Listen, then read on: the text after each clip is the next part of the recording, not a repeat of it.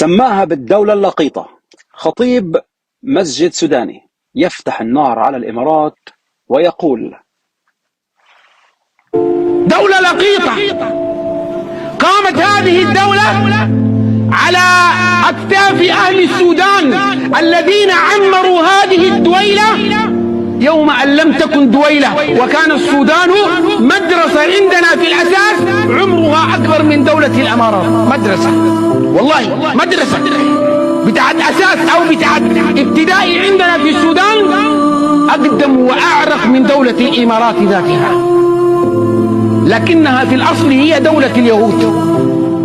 دولة الإمارات هي دولة اليهود في الأصل، لأن دولة الإمارات هي الدولة التي تصدرت محاربة الإسلام علنا، تبادروا على حرب الإسلام علنا، هم الذين حرضوا أوروبا على المسلمين. قالوا لناس أوروبا: المسلمين اللي قاعدين عندكم ديل خطر عليكم، حيعملوا لكم تفجيرات يفجروا البلد.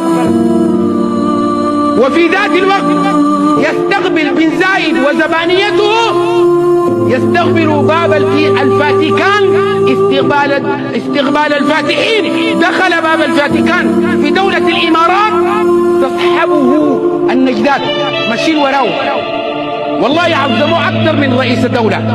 الباب بتاع الفاتيكان وأكبر معبد للوثنية أو للهندوز في العالم، بتتخيلوا يكون وين؟ بتتخيلوا يكون في الهند ولا في كشمير ولا في باكستان؟ لكن أكبر معبد للهندوز موجود في دولة الإمارات.